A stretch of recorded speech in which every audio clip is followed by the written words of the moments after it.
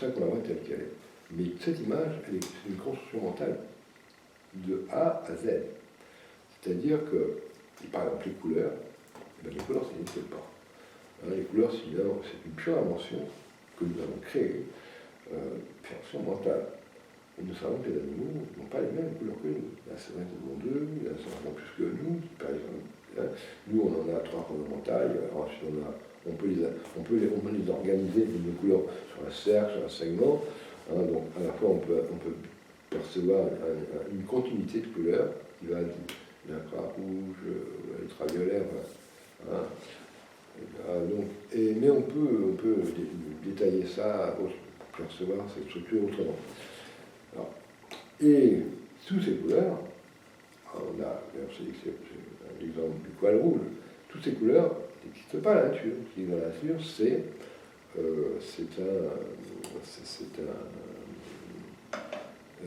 c'est une longueur d'onde qui va dire, bon, dans l'octobre, c'est jaune, tel c'est bleu, ou là c'est rouge, mais c'est des longueurs d'onde. Il n'y a pas de couleur dans la nature. Donc ce qu'on va voir dans l'octobre, c'est pas en réalité ce que nous avons mentalement créé. Et alors ça pose le problème du poil. Si on la crée, c'est mental, c'est un poil. C'est un poil, ça veut dire qu'on ne peut pas le transmettre. D'ailleurs, on ne peut pas le comparer non plus. D'ailleurs, c'est l'exemple du poil rouge. Le poil que j'ai ouvert, le poil rouge, je ne peux pas le comparer avec le vôtre poil rouge à vous. Il n'y a aucun moyen. Ce que je peux faire, c'est par exemple comparer ce rouge-là, par exemple, avec un autre rouge, et dire ils sont pareils. Ce rouge-là est pareil qu'un autre, mais ou pas différent. Là, je peux parce que c'est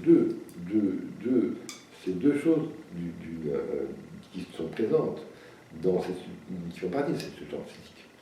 Mais par exemple, quand je comparais les rouges, la réalité du rouge de mon poil, là, je ne peux pas parce que on est dans le mental, on n'est plus en physique. Je ne peux rien comparer. Voilà.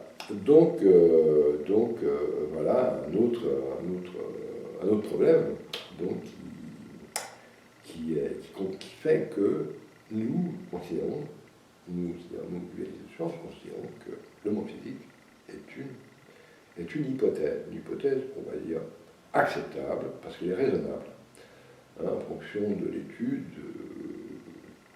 des conclusions qu'on peut faire en analysant ce qui se passe dans ce monde physique.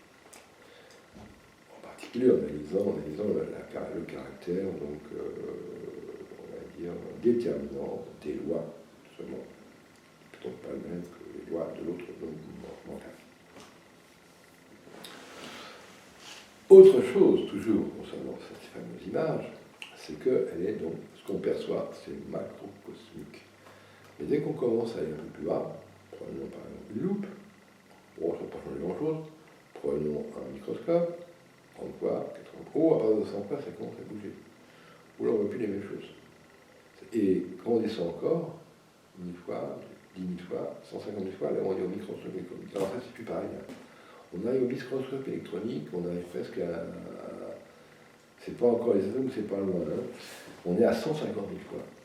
Là, on a un monde qui ne ressemble pas du tout au monde que nos yeux, que notre vue nous livre. C'est tout à fait autre chose. Mais on n'est pas au bout du tout. Le bout du bout, c'est où? On continue à descendre.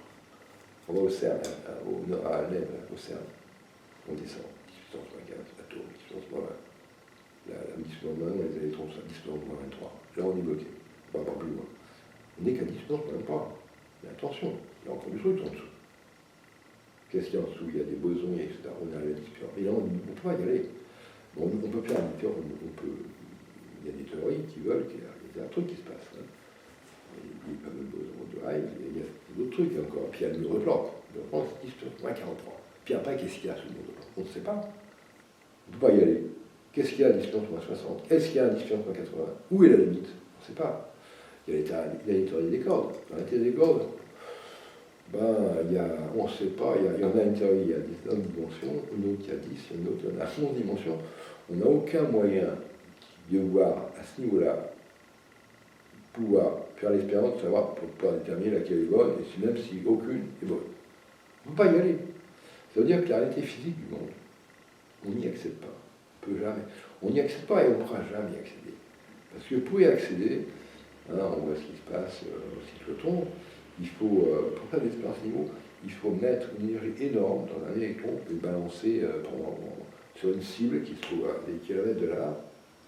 On le fait tourner, on augmente la vitesse, et avec des moyens, des aimants, des aimants, et on le balance sur une cible. C'est ainsi qu'on peut mesurer, si vous voulez, ce qui se passe dans l'extrêmement petit. Mais il faut tellement d'énergie pour envoyer cet électron sur la cible qu'il faut tellement d'énergie qu'il nous ferait toute l'énergie de l'univers.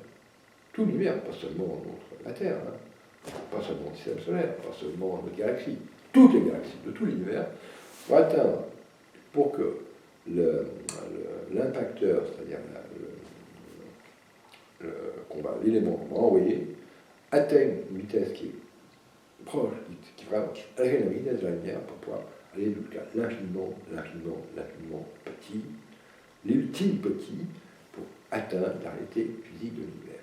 Donc c'est pour ça que malgré que ce soit, on va dire, on considère que les scientifiques considèrent que cette réalité physique elle est tangible, eh bien on n'y accède pas. En fait, on n'y accède pas. Et on peut la prendre comme une hypothèse. Alors que, par contre, les mentale, elle, on la vit d'une façon, on n'a pas ce problème. On la vit d'une façon, on va dire, pertinente, on n'a pas aucune raison de la mettre en doute. Bon, eh bien voilà, je vous ai parlé de ces deux natures, nature mentale, nature physique.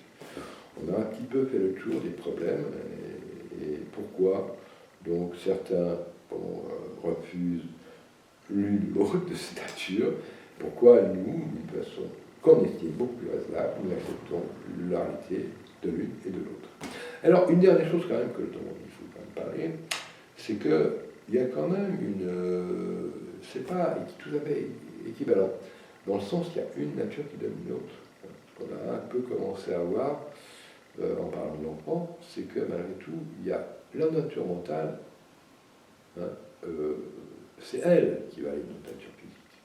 Parce que, bon, si en temps apprend, bon, si la nature mentale n'existait pas, on a vu qu'on la validait à partir d'une analyse, la nature mentale valide cette nature physique. Cette nature physique, pour être validée, a absolument besoin de cette nature mentale, étant donné que si elle n'existe pas, si par exemple on n'a pas de conscience, là, il n'y a rien du tout, c'est le non absolu. Donc cette nature, cette deuxième nature physique, elle disparaît. Par contre, l'inverse, c'est tout à fait possible. Dans le monde de l'enfance, dans le monde même, on va dire, du rêve, eh bien, ceci n'existe pas du tout. Et ceci, à partir du moment où notre conscience continue à être là, présente, eh bien, elle peut exister toute seule, celle-là. Alors, dans ce sens, c'est pour ça que celle-ci a une pertinence, on va dire, et un aspect tangible, plutôt parmi tout ce qu'on peut raconter, à une concrétude, une solidité plus forte que cette nature physique, puisque celle-ci domine l'autre. La domine, pourquoi? Parce que celle-ci est nécessaire à la perception du monde physique, alors que l'autre peut disparaître, ça ne change rien à la réalité de la première. Voilà, bon, mais maintenant, j'espère que vous avez été intéressé par cette petite conférence, par cette petite vidéo. Eh bien, je vais vous dire bonsoir, au revoir, et à bientôt pour une autre vidéo, une autre petite conférence. Merci.